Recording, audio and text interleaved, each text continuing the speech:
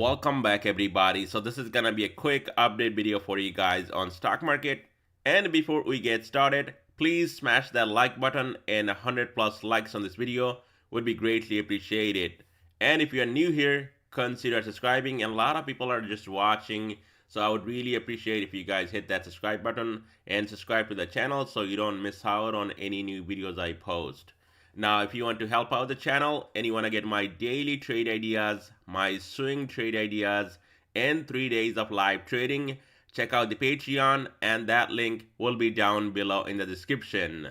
And now let's get right into it, guys. Dow is up 0.33%, Nasdaq absolutely flat on the day, S&P also flat, and Russell going up 0.76%. And here's 11 sectors that makes up S&P 500. On top, we got healthcare, energy, industrials leading the way, and that is a risk-off move here in the market on Friday. And then we got real estate, consumer defensive, financial, consumer cyclical, basic materials, utilities, and technology and communication services lagging behind all the way here on bottom.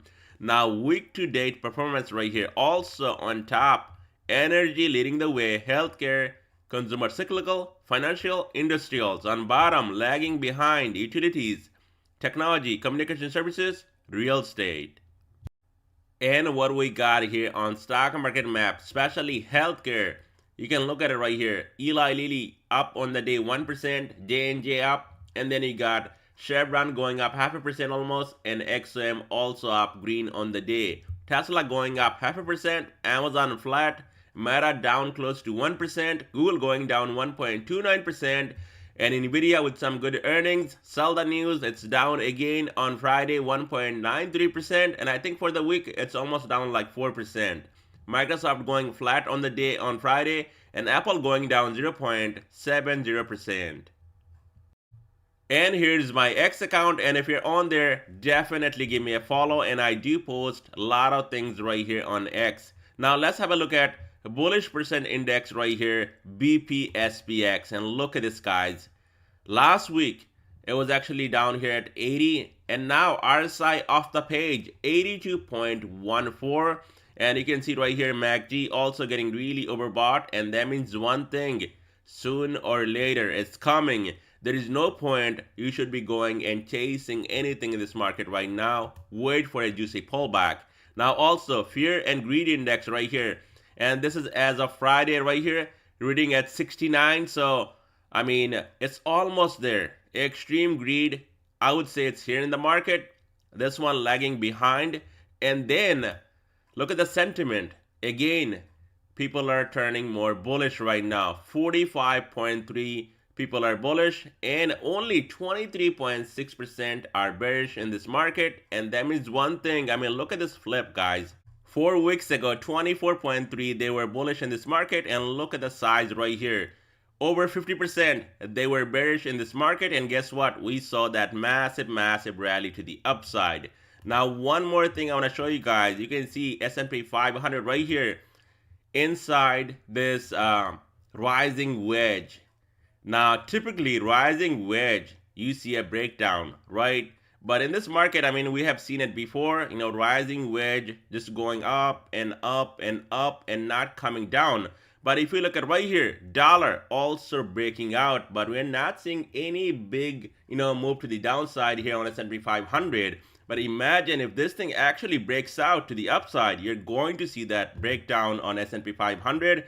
And I mean, just look at all these gaps. We can afford a nice pullback around, I would say, 430 to 436, anywhere in between, and that would be a decent pullback in this market. And then we can get started for that big center rally at the end of this year. But as of right now, guys, I mean, definitely this is not something you should be chasing in this market. So on SPY ETF, we actually went absolutely nowhere on Friday with low volume, but going into next week on Monday, we got big money, smart money, all the big boys are coming back from vacation, and that could be a huge week next week. Now going into Monday, guys, SPY now, if you look at my screen, holding 455 as a support. We also have support right here, 5-day moving average right here, this blue line, sitting close to 454. So this is going to be a strong zone right here for support on SPY.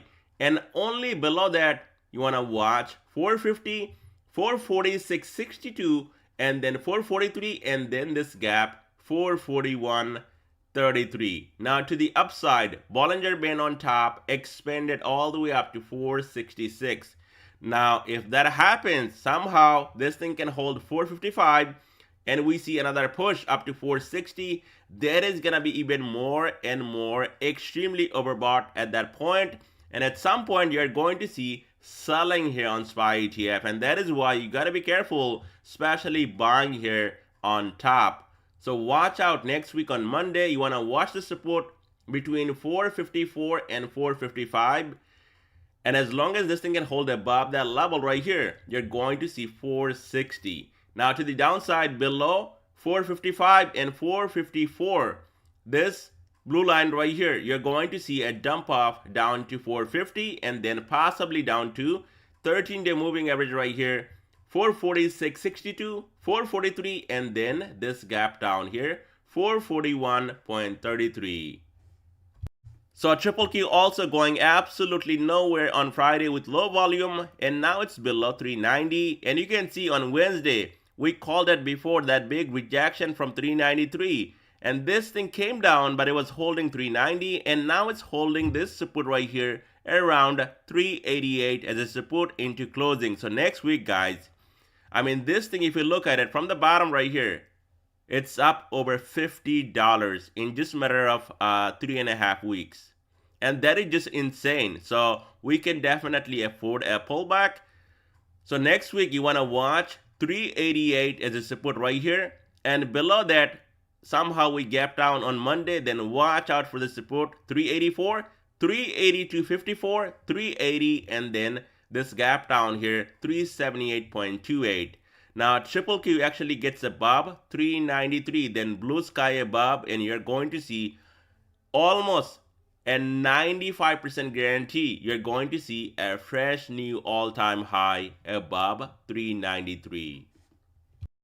On Dow Jones ETF, DIA going up 0.35% and getting up to almost 354 on Friday, and now trading at 353.80. But we left this gap open here from 2 days ago, so watch out for a pullback down to 351.21, and then we also have support at 350, and this is gonna be a strong zone right here on DIA to hold on a pullback, because if this thing actually gives up and gets under 350, the next support 347.32, and then this gap 344.30. As long as DIA can hold above 350, the next stop to the upside and the resistance 355, and then Bollinger Band already expanded all the way up to 360, so above 355, watch out for 360. On IWM, it's up 0.67%, so this one doing really well on Friday, even with low volume on it. Now going into next week on Monday, you want to watch carefully this support 178, because if that gives up, we could be coming down to retest at least this uptrend right here, and that would be around 175, and then we have this gap down here just below 170. But as long as IWM can hold 178, the next stop definitely 182 to 183, and above that, that would be a clear breakout for more upside up to 188 and possibly over 190. So the dollar going down 0.34%, and now it's under the support right here 103.58, and the next support on dollar would be down here around 102.85. Now dollar can recapture 103.58. You're going to see more upside here on dollar. We definitely got that breakout here on this bullish falling wedge. We just need more confirmation, and dollar needs to break and hold 103.58. As soon as that happens, you're going to see more upside on dollar 104.48, and that should bring S&P 500 down, at least in the short term. On TNX, it's up 1.27%, so we got that big gap up here on TNX. And if you look at my screen, if this thing can actually clear 45, and it can hold 45 as a support, this head and shoulder pattern right here would not play out. And this was a nice pullback on TNX, and we could see continuation to the upside. So watch out for a breakout above 45.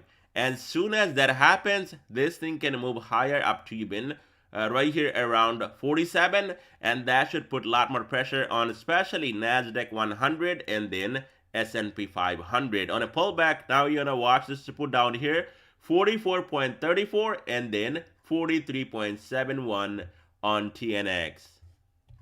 On VIX, it's down 2.66%, and just like I said in my last video that we could be hitting a fresh new all-time low, or at least a new 52-week low, and looks like we got that new 52-week low on Friday here on VIX, down to 12.46. Now this is where you gotta be careful, and I'm not even going back too much here on VIX, but you can see right on my screen, at least for last 3-4 years. Look at this, guys. This is the level right here, between 12 to 11 bucks. We saw massive moves on VIX from these levels right here. So that is why you gotta be really careful in this market, buying anything right now and thinking that you're buying the dip, especially on any big names except I would say Tesla. In S&P 500, SPY ETF, anything big you're buying right now, you're pretty much buying at the top, or at least near a top, and that is really concerning for retail traders and investors. So be careful touching anything right now. The biggest position you can have right now, just hold your cash. And that is the biggest position you can have right now in this market. So VIX, from these levels right here, we have seen big move to the upside and the market pulling back really hard. So now this is gonna be the zone to watch between $12 and down here around 11. Next week, if you want to see a big breakout on VIX, this thing actually needs to break $15 right here. Once we get that here on VIX, then there's gonna be more upside, and I'm looking at the weekly chart because look at this 5-week moving average right here on VIX. It's down to 15 almost right here. So if this thing somehow breaks out above 15, that is when you're going to see a big spike on VIX, and that means one thing, market will pull back, and we have so many gaps to the downside. It's only healthy market gets a nice pullback and we get to buy that dip in this market. And I hope that makes sense to you guys, and I'll definitely keep you guys updated going into next week on Monday. Have a great weekend, everybody.